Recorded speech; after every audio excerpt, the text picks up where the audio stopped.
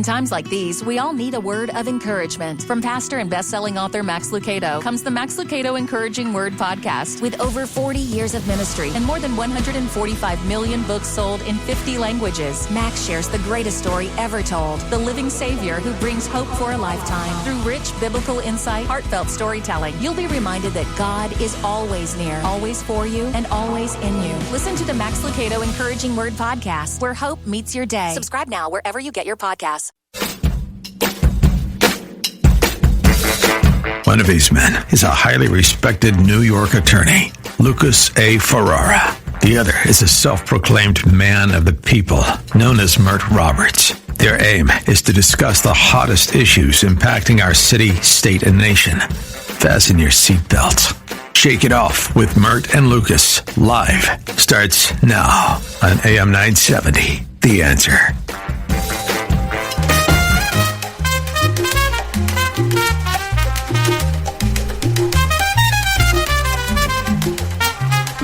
I love that. Alex, what is it called? Coming to you from Havana tonight, we're listening to the Cuba Big Band by Alana Jordan. Cuba, perfect, given our next topic. Now, on Friday, March 6th, when President Trump said, and I quote, Mert, Cuba is going to fall pretty soon, the words didn't just land, they detonated. They tore through diplomatic circles, intelligence briefings, exile communities, and the Cuban government's already fraying sense of control. It was the kind of statement that doesn't really describe a geopolitical reality. It attempts to create one. Trump delivered the line during a CNN interview. He leaned forward in his familiar posture that signals he's about to say something, and he followed the prediction with a second, even more significant one, Mert.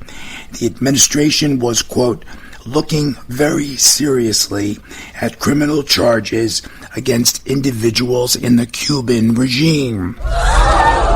Yes, the studio audience is confused. They're surprised. That, my friends, was the opening shot of a new chapter, one in which Washington was no longer content to pressure the Cuban state from the outside, but was now prepared to reach inside, naming names, assigning culpability, and potentially dragging senior officials of the Cuban government into U.S. courts.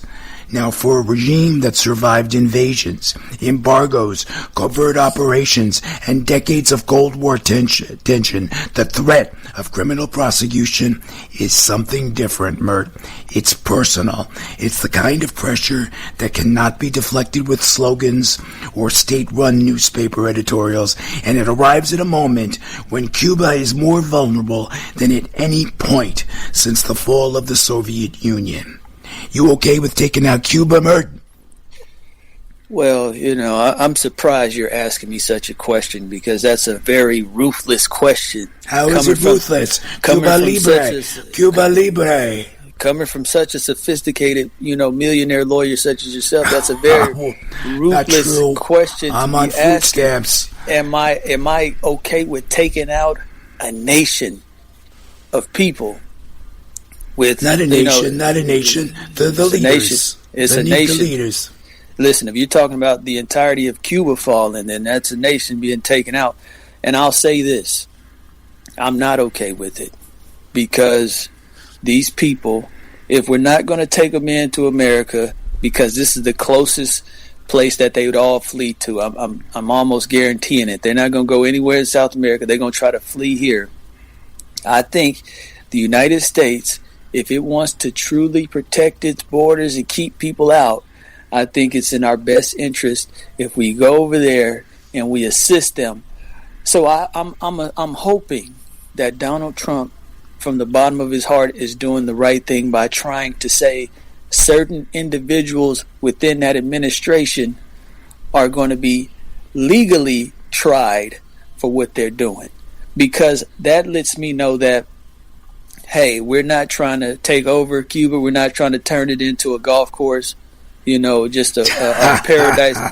or back to casinos, right? Like they were in the 50s. Absolutely. That's right. A good point. So what it lets me know is maybe he's trying to give them a little push. Hey, can you clean some stuff up? Because we already know where they're going to run to if Cuba collapses. They're going to come over here. There's already a large Cuban population down in Miami. I know you hear about it all the time. So it's just going to be more. And many of them are Republican, by the way. Well, they lean Republican. How do you like that? So maybe Cuba is not such a bad idea. Annexing Cuba is okay. I got you to laugh at that one. So maybe annexing Cuba is not such a bad idea. Well, we see how people, Thank you. I'm here all week. Don't forget to tip your waiters and waitresses. We see how people respond to Puerto Rico, and I think it'd be a similar response where people don't even make the connection. But in this case, I hope, because that little cold-blooded question you asked me, do I think it's okay? I don't think it's okay. I want to see that nation of Cuba. Have you no heart? Have you no heart? I mean, the Cuban people are struggling. Their economy is virtually nothing. Blackouts, okay? They stretch across entire provinces. Cities are plunged into darkness for many, many hours at a time. There are food shortages, Mert.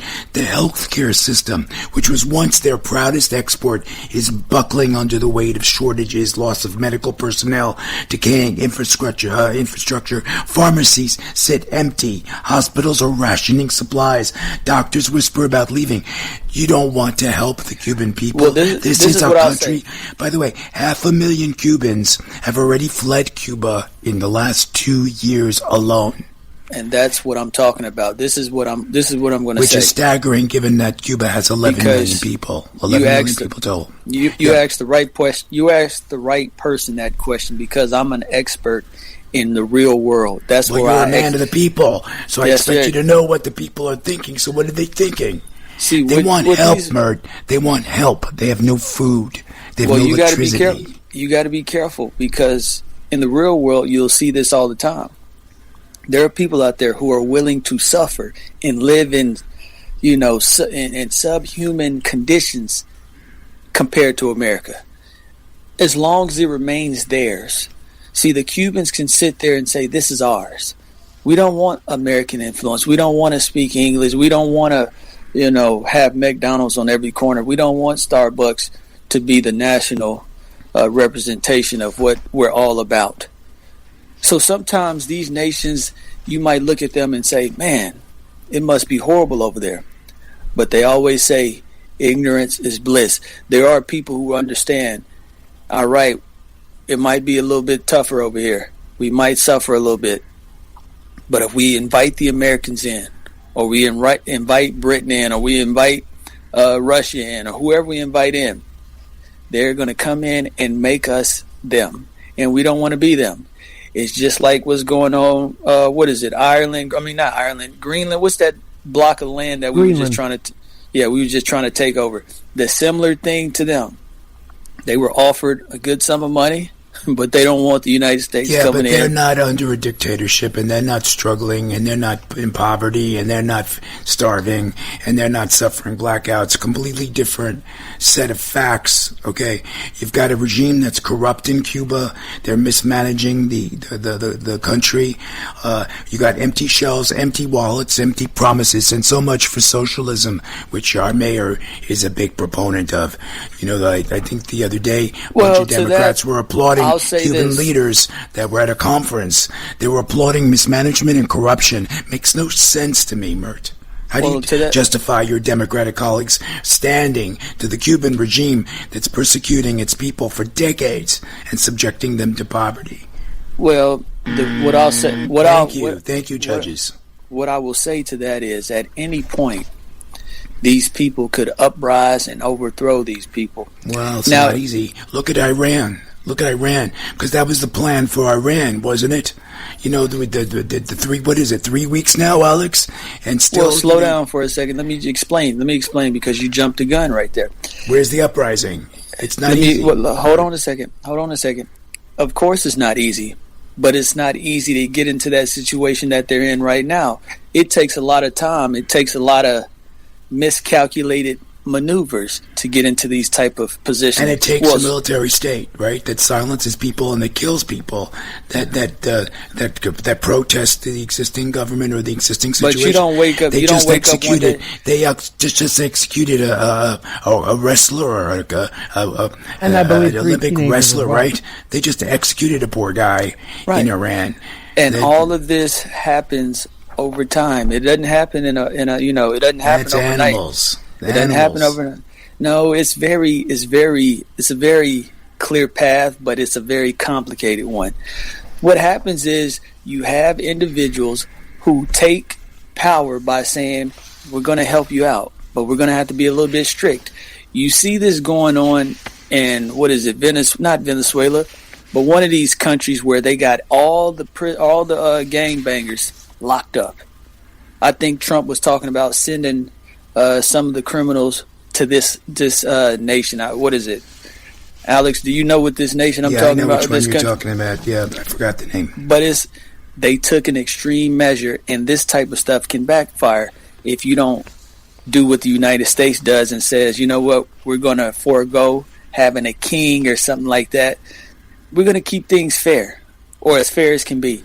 What Cuba has suffered, it can only be reversed by the people tearing it down completely and redoing it. If anybody interferes, it's going to become another nation. Yeah, and that's what they don't want. Help. Don't you think they need a little help? No, they need to tear it down themselves and rebuild it themselves. I want to ask you something, Mert. You were also for the bombing that killed the Grand Supreme Leader. So what's the difference here?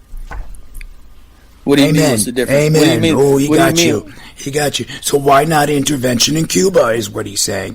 If you were okay with killing Khomeini in Iran, why not get rid of a few of those corrupt leaders in Cuba? Well, wait a minute. I don't need you representing him like this is a courtroom. Okay, I heard what he said. Alex, you're going to have to defend yourself. He's trying to use... He's trying to silence me. You're doing your job right now, but I'll say this. Cuba isn't launching missiles, okay?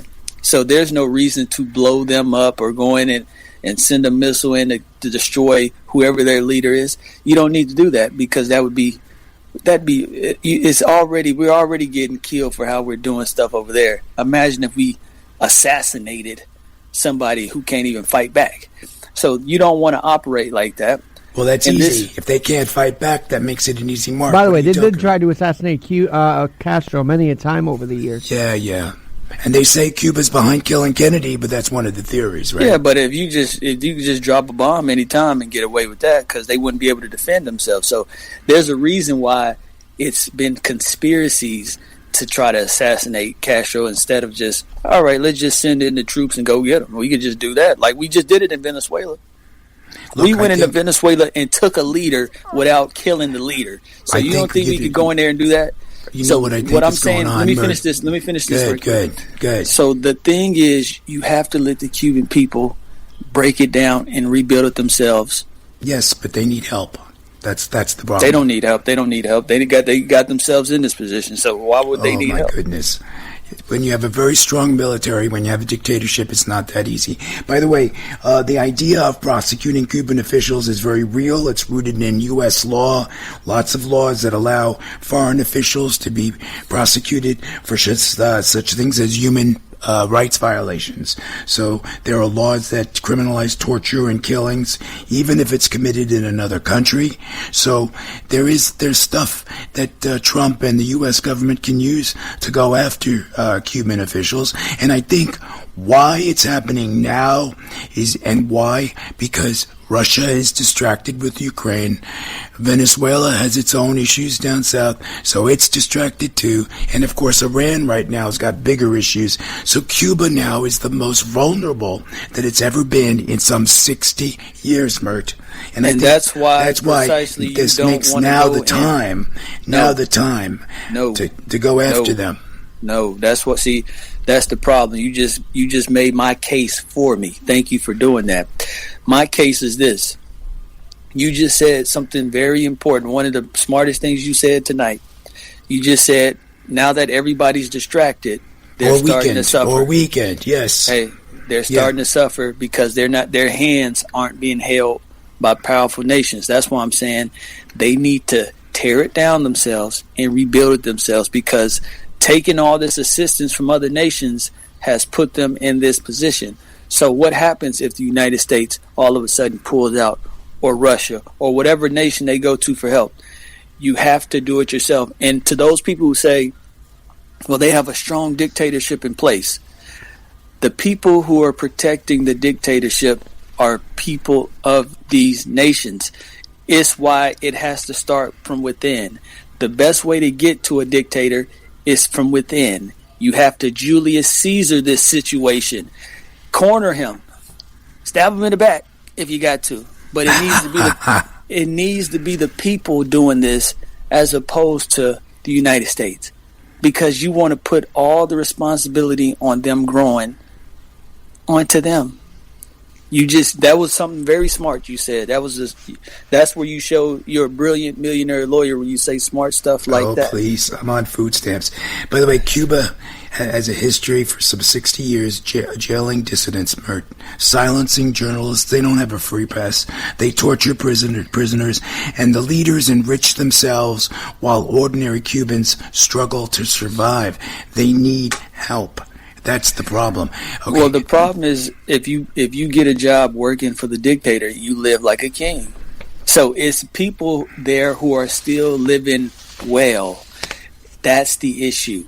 Those individuals have to be the ones to say, you know what, it's not fair. We're living great, and some of our people are living horribly. If that's not going to happen, when we leave and we stop providing this help, it will go right back to how it is now. That's why it's not effective to interfere. You have to let them figure it out on their own. Well, look, one thing that Trump has done is signal for the first time that we're tired of looking the other way. And I think that's really important to keep in mind. The era of treating Cubans' abuses as unchangeable may be ending. So I think hopefully the Cuban people will pick up on this, Mert. And I think whether criminal charges are ultimately filed, that's a question for prosecutors, diplomats, and international law. But the deeper truth is clear, my friend. The conversation has shifted, the ground has moved, the spell has broken, and the time may be now. Are you okay, Alex? Think we should go Cuba Libre? Cuba Libre or no Cuba Libre? What do you think? I think he's got a momentum right now where if he can fix these countries, just go and do it while he's in office. That's how I see it. Yeah, or even when the midterms come, there may be a significant shift, and Trump could lose a significant amount of his power if you lose control. Now, do you think he's waiting to see how this Iran situation, ends up before he goes into Cuba? He's not actually gone in yet, so I wonder if he's waiting to finish this other job up. Yep. I feel, no empathy for the Cuban leadership, Mert. They've taken advantage of their people for long enough. And the fall may not come today.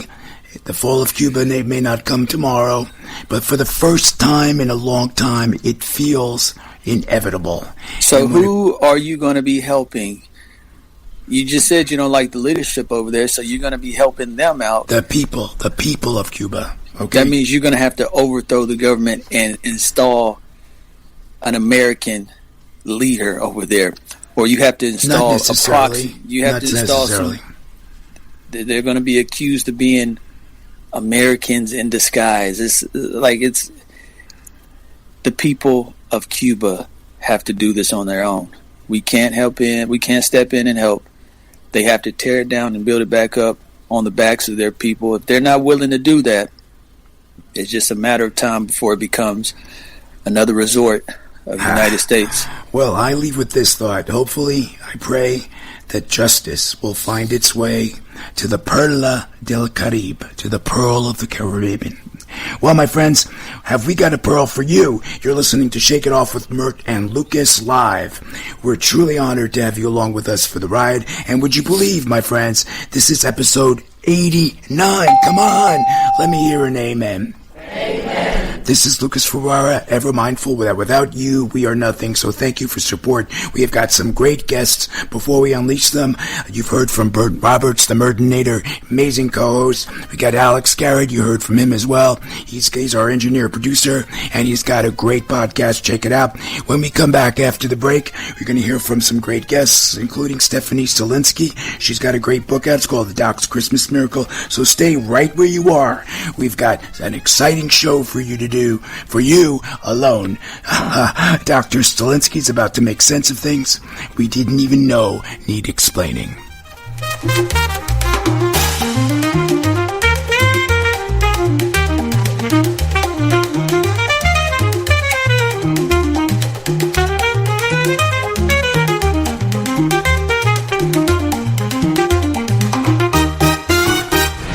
Last 30 years, Newman Ferrara, a New York City law firm, has evolved into a national practice focused on real estate, commercial, litigation, civil rights, class actions, and other complex litigation, representing many of the city's largest property owners, managing agents, and thousands of tenants. Newman Ferrara handles some of the nation's most significant class actions and civil rights matters. Newman Ferrara at 55 East 59th Street, New York City. Go online to newmanferrara.com. That's newmanferrara.com. Listen to the firm's name partner, Lucas Ferrara, every Saturday at 10 a.m. on Dottie Herman's longest-running real estate radio program, Eye on Real Estate, on AM 970. A real estate lawyer for 35 years, Lucas is a professor at New York Law School and is also a published author with books on real estate and New York's landlord-tenant law. Tune in Saturdays at 10 a.m. to hear Lucas's unique perspective and advice on Eye on Real Estate. Born on America's darkest day of September 11th, the Tunnel to Towers Foundation has been helping America's heroes ever since. Heroes like Fire Lieutenant Michael Wells. Inspired by the heroism of firefighters on 9/11, Michael felt a calling to pursue his dream of serving his community as a firefighter. He would devote 14 years to his fire department, rise to lieutenant, save lives, and earn the badge of honor for his bravery. Despite Michael's courage, faith, and unwavering smile, he lost his battle with occupational cancer. Michael leaves behind his loving wife, Katie, their 3 children, and a legacy of service and love. The Tunnel to Towers Foundation honored Michael by paying off the Wells family mortgage. Help Tunnel to Towers support more families like the Wells family. Donate $11 a month. Go to T2T.org. That's T2T.org. What does the perfect celebration look like? Great weather, great company, and unforgettable views. Just imagine your birthday, anniversary, or company party set against the iconic New York City skyline. Sound too good to be true? It's not. When the weather warms up, there's no better place to celebrate than on board the Atlantis Yacht from New York Cruises. From intimate gatherings to full-scale corporate events, Atlantis Yacht is a premier floating venue offering a truly unique experience. Their dedicated team of hospitality professionals will help plan every detail so you can relax and enjoy the moment. Your guests will be wined and dined across the main deck, sky deck, and lounge deck, all featuring breathtaking 360-degree views of the Manhattan skyline. Birthdays, anniversaries, engagements, company parties, reunions, retirement celebrations. If there's a reason to celebrate, Atlantis Yacht is the place to do it. Call 212-633-1231 to book your unforgettable event today or visit NewYorkCruises.com. Unity Bank is dedicated to community-oriented banking and offers a full range of services including business and personal accounts, business loans, and mortgages. Unity has locations throughout New Jersey and in Lehigh Valley, Pennsylvania, expanding its footprint to 21 retail locations. Grow your savings with their great CD specials. Visit unitybank.com to find out more. Unity Bank is also a great place to work. As Unity Bank President and CEO James Hughes says, the people make Unity Bank a great place to work. We give our employees an opportunity to grow. At Unity Bank, there are no excess layers of bureaucracy as found at Goliath-sized banks. All employees have full access to management with encouragement to make decisions and grow their careers. Visit unitybank.com. That's unitybank.com for current CD and savings specials. They are FDIC insured, an equal opportunity employer, and an equal housing lender. Unity Bank, growing with you. I am a real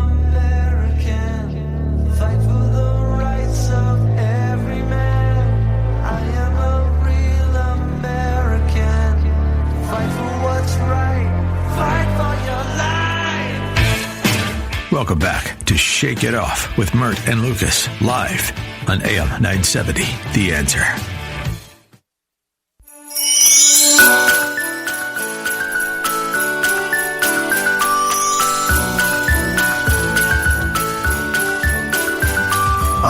How charming, Alex. What's the name of that one?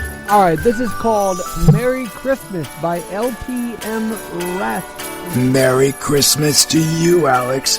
Christmas music in March. I wonder why. Now, well, for starters, we're joined by Dr. Stefanie Stolinsky. She's a forensic psychologist and an accomplished author whose work blends deep clinical insight with compelling storytelling. Her latest book, and here's the theme, The Doc's Christmas Miracle, brings that talent front and center. A warm, emotionally layered holiday novel shaped by her years of understanding how people break, heal, and find their way back to each other. That's quite an entry. Yes, the doctor is sharp. She's thoughtful, endlessly engaging, and she's here with us now to talk about the mind, the season, and the story behind her newest book, along with a bunch of other things that she has on our mind. Welcome to the program, Doc. Thank you so much. You always give me the best intros. Oh, my God. Well, you know why? Because we love you. We love you at Shake It Off with Mert and Luke. But maybe I can get some of your viewers to start writing, and if they do, that would make me very, very happy, because I think it is so important. Writing is really a way of leaving your fingerprints on the world. So I'm always glad to talk to you and to listen to your program. Anyway, how are you today? Well, they Doc, very, very, very well. But let's not enough about me. I want to talk about you. Isn't writing therapeutic in and of itself? Isn't there a form of therapy associated with writing? Come on, you're the doc. I think that's just part of it. I think writing is a way of leaving your fingerprints on the world. I really do. It lets just ordinary people like me or anybody leave something behind that lasts. Because writing is one of the few ways we can reach into the future. I mean, it's almost like time travel when you think about it. If a book sits on a shelf for 20, 50, 100 years, and all of a sudden somebody opens it up and hears a human voice from another time, we go, whoa. In that sense, writers never completely disappear. A part of them always stays in the conversation and always stays relevant. And I think that people love the idea because it reframes writing as a connection across time. You know what I mean, Lucas? It's the stories carry emotional truth forward. It's like finding an eternal life, Doc. Isn't it a form of living forever in some respects? That's what I agree with you. It is eternal life because stories preserve your emotional experience. I was thinking before I got on the show that I saw a movie one time with Greta Sachi. She's such a great actress, and she played the part of a woman whose mother was dying, and she was an actress, like I was 1,000 years ago. Oh, and I loved you. I loved you in that TV show. What was it, Starsky and Hutch? Starsky and Hutch, oh my God! Yeah, yes, the doctor was an actress. And I thought, where did I go? But writing it was great. It was great. There was nothing else on television at the time, Doc. It was just you as the nurse on Starsky and Hutch. I remember watching. I certainly did enjoy it, I must say, and I enjoyed those boys, and I enjoyed being at 20th Century Fox. I told my mother that the first studio I'll ever work is 20th Century Fox, and sure enough, I got my wish. Well, before but anyway, Mert's waiting to ask you a question, but before he does, I wanted to ask you. That Greta was in this picture where she and the director, had a love affair, and in the meantime, her mother was dying. And after her mother died, she realized that she was having that affair so that she could somehow put up with all the pain and agony of going through with what her mother had. And I thought, that really talks to so many of us when we have loss or grief or something like that. We try to defer it. I mean, I know you're an attorney. Is that the right word? Deflect it. Oh, deflect is a better word. Onto something else. You look for something to cover the pain. And I think that writing really does do that. If you sit down and journal or you sit down and write a story that you think is exclusively yours, and it turns out that many, many people have had that experience and really appreciate the universality that you bring. Because you're saying, yes, I had the experience too. It really helps people understand themselves. Amen. Mert, you had a question for the great doc. Well, you kind of disrupted me because you got the doc going, and she was talking about so many different things. But see, she brings great energy, and I'm just fascinated. Where does this energy come from? Because it's almost 8 o'clock at night. My energy, probably ADHD. It's almost 8 o'clock at night. I had to guess. Yeah, people are usually winding down right now. So you say ADHD. Now let me ask you a question. I would say it's ADHD. Who am I talking to? Mert? Yeah, yes. This is Mert. Yep. So Hi, let me Mert. ask you a question about your ADHD. I have ADHD, and I've had it my whole life. My father had it before me, and his father had it before him. And the energy's great. After a while, you get a little exhausted. But while you're going, you're having a great time. Do you feel like happening here? Do you feel like it's a superpower that allows you to write? I think so. Lucas, what was your question, Mert? You had a question. Yeah. I was I'm switched it up because I like the direction. I like your energy. I want to focus on that. Do you feel like your ADHD is a superpower?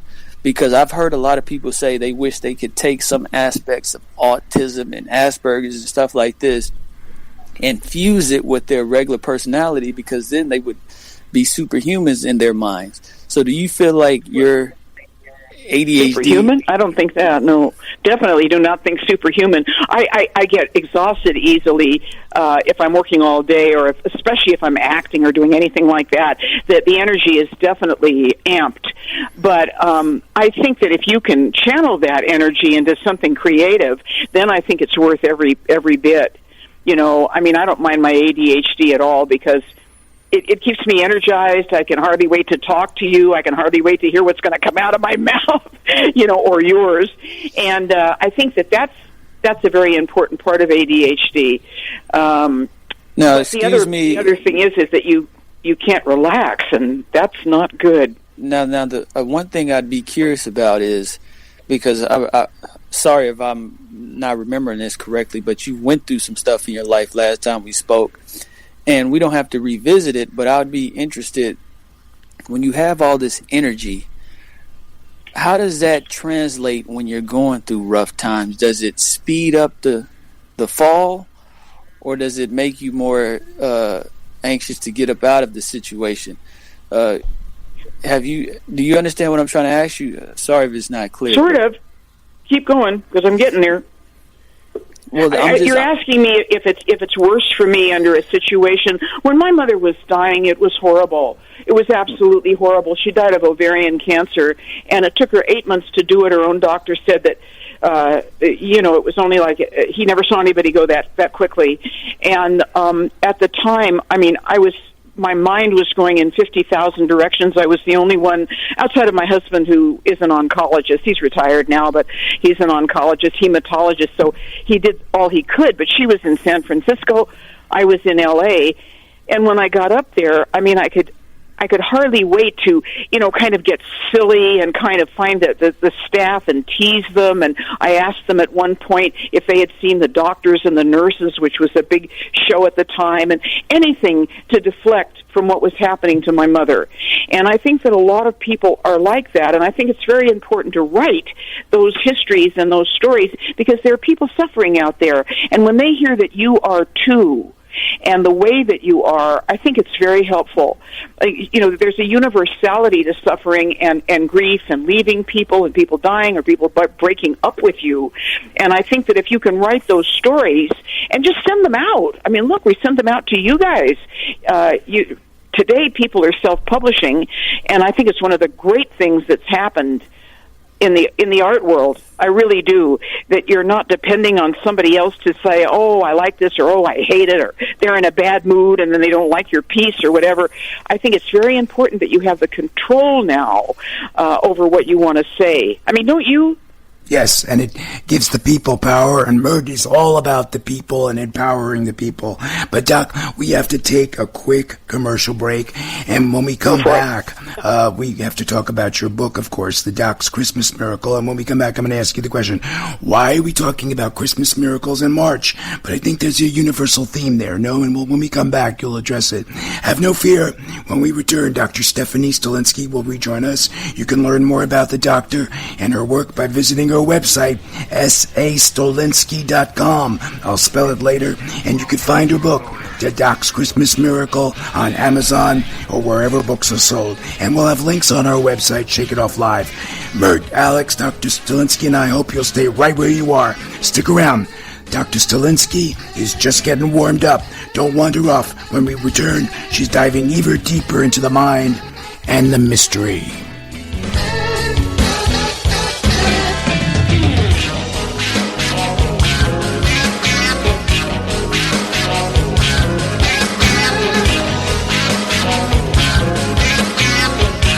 Over the last 30 years, Newman Ferrara, a New York City law firm, has evolved into a national practice focused on real estate, commercial, litigation, civil rights, class actions, and other complex litigation, representing many of the city's largest property owners, managing agents, and thousands of tenants. Newman Ferrara handles some of the nation's most significant class actions and civil rights matters. Newman Ferrara at 55 East 59th Street, New York City. Go online to newmanferrara.com.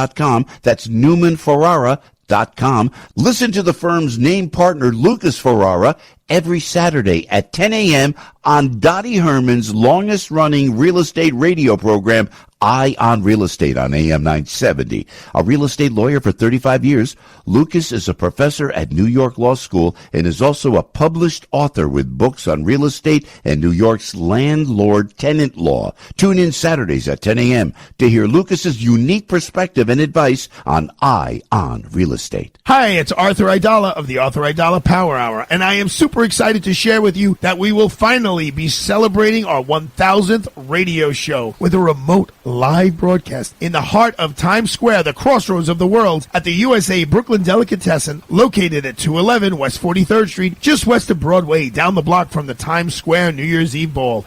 Join us Tuesday, March 31st. This 2-hour event will air from 6 to 8 p.m. The Arthur Aidala Power Hour is being brought to you by Tom Harris and the Times Square Alliance. Tom and I will be co-hosting a fantastic time, and I have a real treat for you. We have invited some amazing guests from New York City to join us, and of course, Kevin McCullough, Christine Nicholas, and Linda Perillo will join in the fun. Don't forget Sam Bellino, Alex Garrett, and the great Joni Pelzer as well. Tune in on AM 970 The Answer or AM970TheAnswer.com on Tuesday, March 31st from 6 p.m. to 8 p.m. to hear us live and local at the USA Brooklyn Delicatessen. This is Joe Piscopo. The following is a medical minute sponsored by my friends at InfuCare RX. InfuCareRx.com. Improving quality of life one patient at a time. This week's medical minute features Dr. Mayur Patel of Jersey Shore University Medical Center. How are parental nutrition patients managed at home? This requires a multidisciplinary team approach of collaboration and communication among healthcare providers, including a dietitian, pharmacist, nurse, and a physician. A dietitian performs comprehensive evaluation of a patient's nutritional needs based upon underlying medical conditions, body mass index, and monitors the patient's nutritional progress. The pharmacist makes highly specialized formula. Nurse will also draw blood in the patient's home. This medical minute is sponsored by InfuCare RX, and the information, comments, or views expressed by the guests are their own and do not necessarily reflect the views of InfuCare RX. Please consult your medical professional for any medical questions, opinions, or guidance. When the storm hits or when your trees need serious care, you call O'Sullivan Tree Care. O'Sullivan Tree Care is a fully licensed and insured family-owned company, proudly serving Rockland County, Westchester County, and New Jersey. Their experienced team handles it all: tree removals, precision pruning, stump grinding, crane work, and emergency storm cleanup. Fast, safe, and professional. When severe weather strikes, O'Sullivan Tree Care responds when it matters most, clearing dangerous trees, restoring access, and protecting homes and properties. They also supply high-quality mulch and screen topsoil available for pickup or delivery. You call, they haul. What sets O'Sullivan Tree Care apart is reliability under pressure. When others step back, their crew steps forward. Experienced, equipped, and ready to work in the toughest conditions. So whether you're dealing with storm damage, downed trees, or routine property maintenance, make the call to the team you can trust. O'Sullivan Tree Care, 845-359-8733. That's 845-359-8733. O'Sullivan Tree Care, where quality meets reliability and the job gets done right.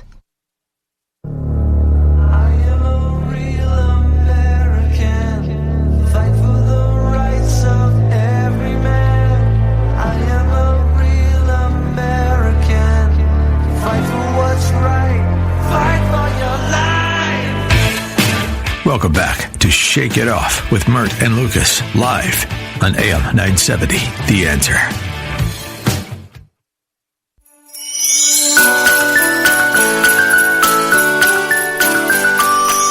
Yes, my friends, Christmas is in the air, even though it's March. We're back, and we've been speaking with Dr. Stefanie Stolinsky. She's a forensic psychologist, highly respected, who's also a well-regarded author who goes by the pen name S.A. Stolin, S-T-O-L-I-N. Her latest novel, The Doc's Christmas Miracle, blends emotional insight with sharp, character-driven suspense. Her work bridges real-world trauma expertise with storytelling that's warm, witty, and quietly disarming. You can learn more about the doctor and her work by visiting her website. That's sastolinsky.com, SASTOLINSKY.com. You can also find her book, The Doc's Christmas Miracle, on Amazon or wherever books are sold. And of course, we'll have the links posted on our website, shakeitofflive.com. So, Doc, when I reached out to you about coming on the show, I said, what would you like to talk about? And you said, The Doc's Christmas Miracle. Why talk about your Christmas miracle in March? Oh, it's a good question. Because my book isn't just about Christmas. It's about what Christmas reveals. It's a season versus meaning angle, and Christmas is just the setting. What the story is really about is hope, second chances, connection that doesn't expire on December 26th. And also, people don't stop needing miracles just because the holiday's over. If anything, January is when they need the most. That's true. Because after the lights come down, there's something about what happens after Christmas, the quiet, the letdown, the reality setting back in. That's actually where the story continues to live. It's called The Doc's Christmas Miracle, but the heart of it is really about healing and human connection and those, year-round needs. For me, the story isn't tied to a date on the calendar. It's about those moments when someone shows up for you, when someone shifts or something shifts inside you that can happen in March, July, or any other time. And holiday stories work because they heighten emotion. But the reason they stay with us is because the emotional truth underneath them is kind of timeless. You know what I mean, Lucas? It's something that you can connect with it at any time. That's right. So it matters now because the story isn't really about Christmas. It's about hope, healing, and the moments that change us. And honestly, those are things people need just as much in March as they do in December. Beautiful, beautiful answer. And those themes are pretty universal. What inspired you to write the book? I've never really written in romance. Mine has always been comedy, mystery. I wrote The Counterfeit Lottery and things like that because I loved Robert Parker. But someone asked me to write a Christmas story, and I thought, ooh, that'd be interesting, especially a doctor who is lost. And it was built on a real person, to be honest with you, a man who was trying to create a memory machine for Alzheimer's patients. And it was a darn good machine. He was able to use music and language and all kinds of things to help people remember and keep those memories in the forefront of their mind. And he was laughed out of town, literally. So he found a little clinic way up near the Sierra Nevada. It was gorgeous up there. It was quiet. It was winter. And he brought the machine up there, and he literally met his wife, who said, this is baloney. No machine is going to take the place of a person. Well, as a matter of fact, she was right. The two of them together worked together and then fell in love because of it. And they still have a clinic. I'm not even sure where it is now, but it is up there, where they use this machine to show pictures, objects, geometric angles, and things like that to really engage people who literally kind of focus out. They talk to you, and then all of a sudden, you can just see them disappear. And you don't want that to happen. You want to keep them emotionally excited.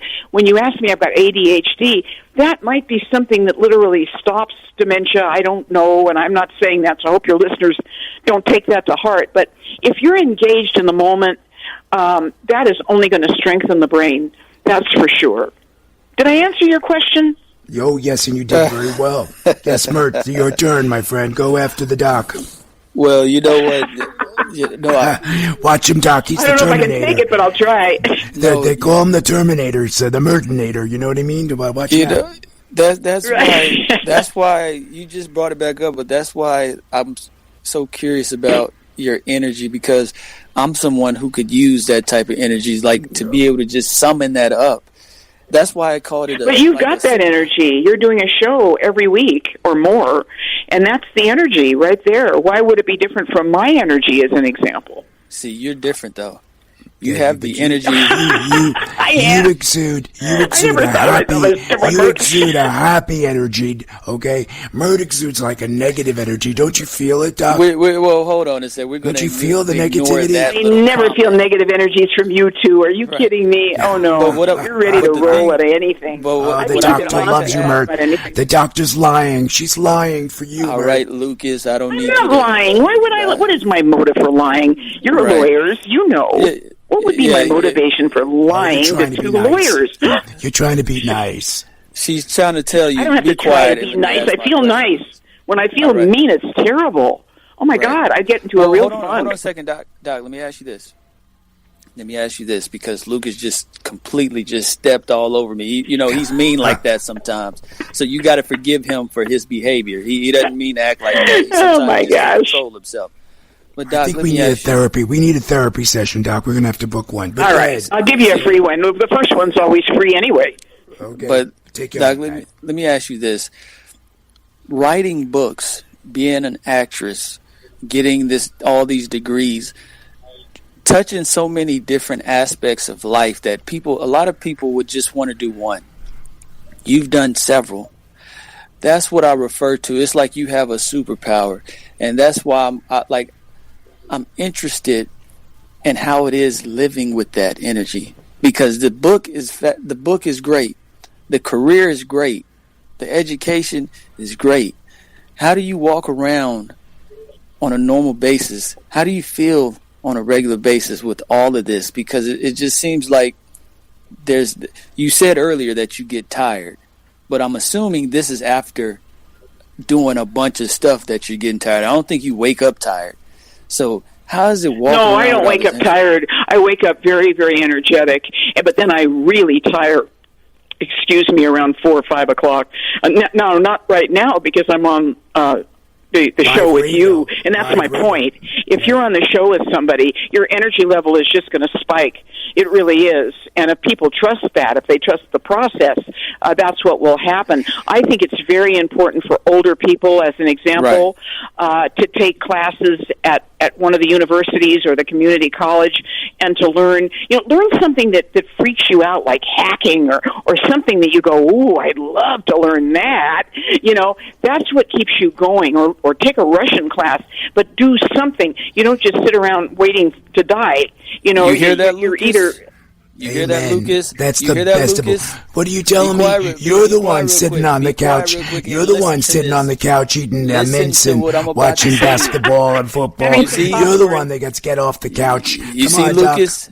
Lucas is terrified of AI. He needs to go to one of these little classes. Yeah, I don't like AI. He needs to go learn just how innocent AI is, because he thinks AI is the boogeyman. He's like, that's not what the I love talking AI. about. The problem is it can't write for you. And I really wanted to see if it would, because I was thinking of becoming a Harlequin writer. They're a lot of fun, and they pay really well, and it's joyful.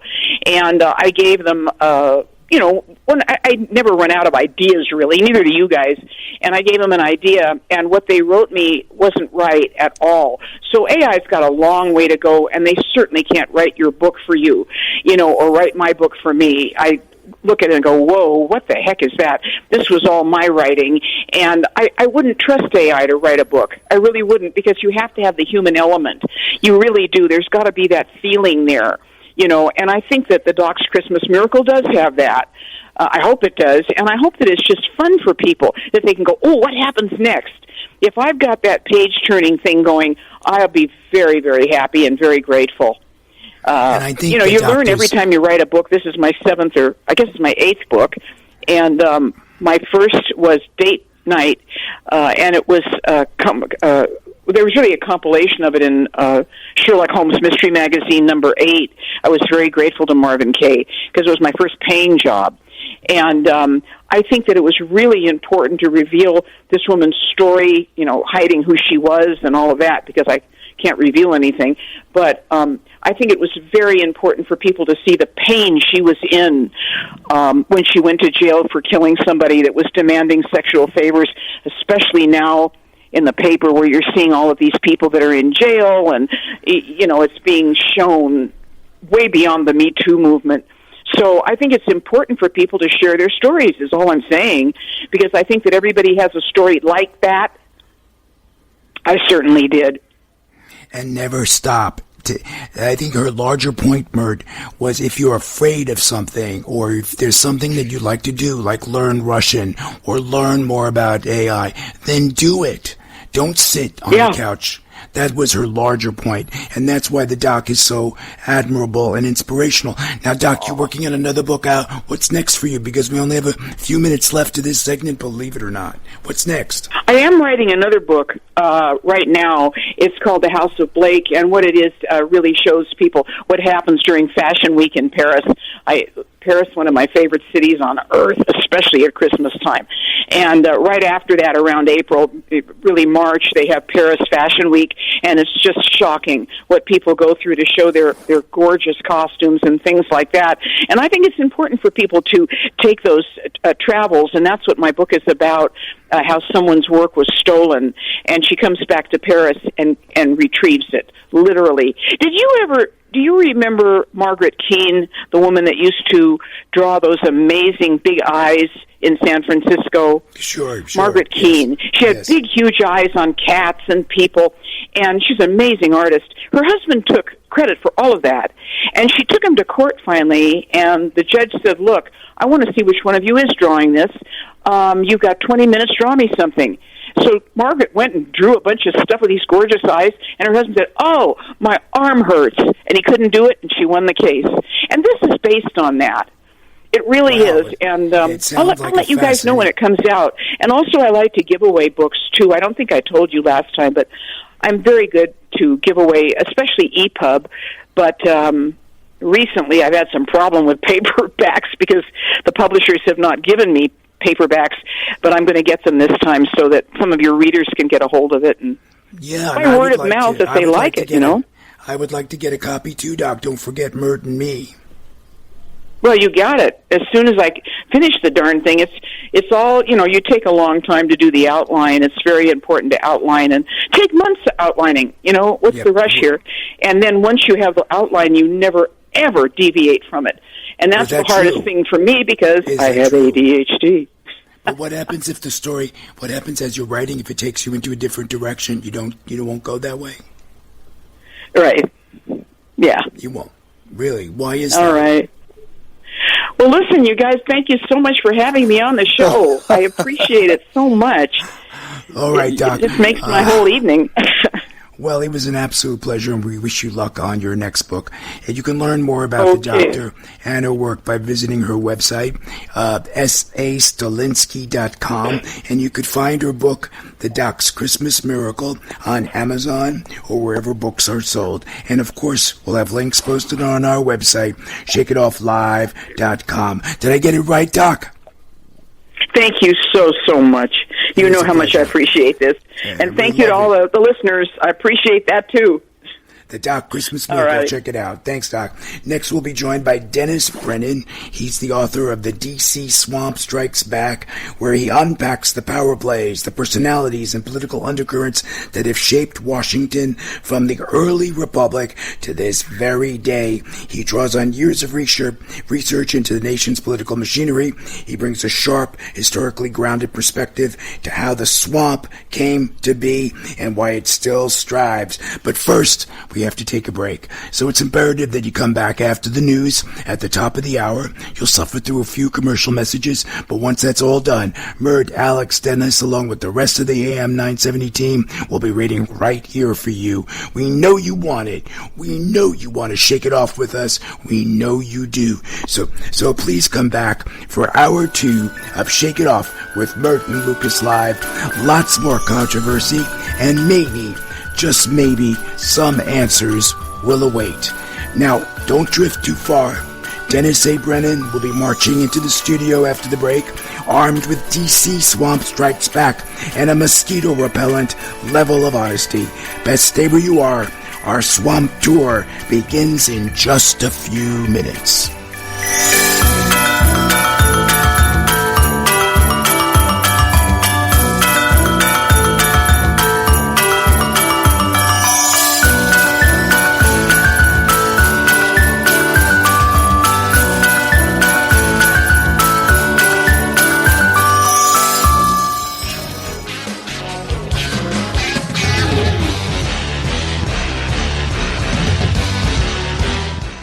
The preceding hour of programming, sponsored by Shake It Off Live, LLC. In times like these, we all need a word of encouragement. From pastor and best-selling author Max Lucado comes the Max Lucado Encouraging Word podcast. With over 40 years of ministry and more than 145 million books sold in 50 languages, Max shares the greatest story ever told, the living Savior who brings hope for a lifetime. Through rich biblical insight, heartfelt storytelling, you'll be reminded that God is always near, always for you, and always in you. Listen to the Max Lucado Encouraging Word podcast, where hope meets your day. Subscribe now wherever you get your podcasts.